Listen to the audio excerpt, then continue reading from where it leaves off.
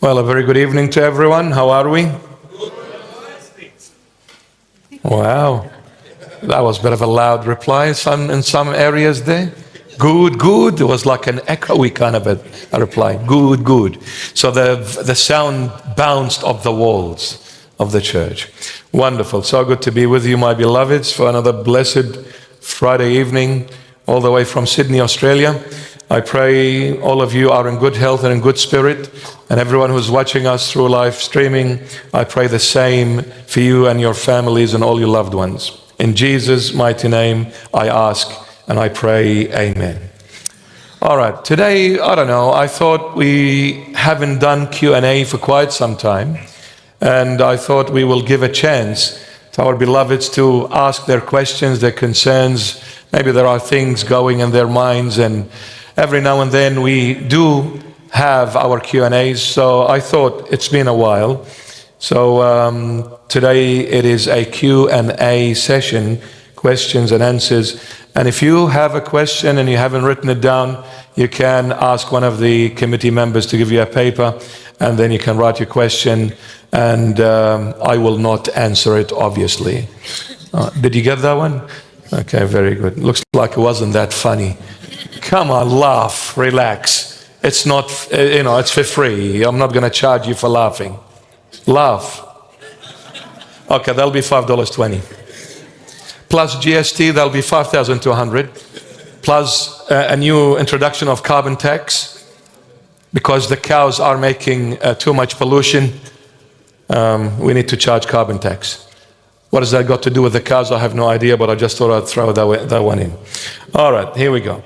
First question for this blessed evening. What a question. How do I learn patience? I pray for it, and the Lord has given me situations that have tested my patience, but yet I am everything but patient. Pray for me. May the praise of the Holy Mother be with you. And as we are going through the fasting time, according to our church, we're celebrating the Feast of the Holy Mother on Sunday, the 31st of August. May the praise of the Holy Mother be with you, my beloved, whoever you are. But how do I learn to be patient? The only way for us to learn to be patient is for the Lord to put us in a situation where it will definitely test our patience.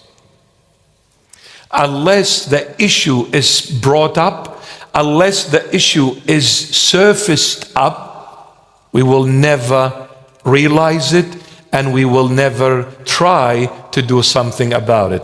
The only way to really gain patience is for the Lord eventually to break me up. That is the only way. He needs to break me. You know why? Until I realize how weak I am, I'll never be patient. When somebody treats me in a certain way, I retaliate straight away prior to the Lord breaking me up, because I see them doing wrong. But when I realize my weaknesses, when I realize my absolute hopelessness, and the only way for me to realize that, the Lord has to put me in a situation where I cannot do anything anymore. I put up the white flag. I surrender.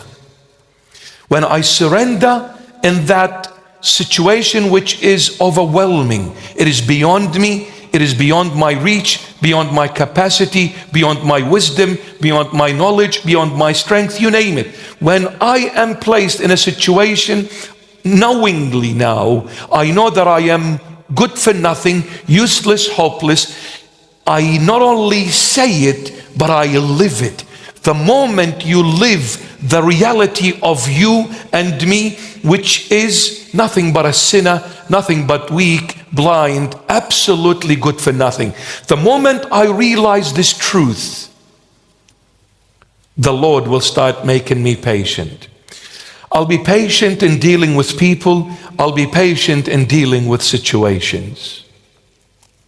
You see, prior to that, I had some sort of a self-pride in me. And that self-pride will never let me to be patient. So when somebody mistreats me, I retaliate. When somebody says something wrong, I backfire on them. And when a situation is not going the way I want it, I boil up and I erupt like a volcano. But when the Lord revealed the real me to me, I won't retaliate anymore when people go against me, because I've realized my own weaknesses. I'll be, in fact, kind and merciful towards those who are still weak and struggling with their weaknesses. This will build up patience in you, my beloved, when the Lord starts breaking us gradually. And another thing gives you patience is white beard. In other words, time, my beloved. You know, when I look back at myself when I was as a teenager, where I thought I was Mr. Know-it-all, like many teenagers do, and when I look at myself when I was in my 20s, when I was in my 30s, I look at it now and I see myself back then so fragile and so weak. I thought I knew a lot, but when I look back now, I didn't know much. I didn't know much. That's why back in 2003, I was dying to be a priest. It didn't happen. The Lord made it happen 6 years later in 2009. But 6 years later is 6 years later. With time, you learn a lot. When the Lord made me a priest in 2009, 6 years later, I had a totally different approach to everything. And now, I look at it totally different to the way I was a priest. It's a learning process throughout your life's journey on earth. But you need to let the Lord to guide your steps. Allow Him to break you. He's not going to do it overnight, because if He does that, He will lose you forever. You'll get frightened and you'll run away from Him. He needs to do it in a very delicate approach where He keeps you with Him, lest you walk away. That's why you need to be patient to be patient, if you know what I mean. Very good. I like that one. You need to be patient to be patient.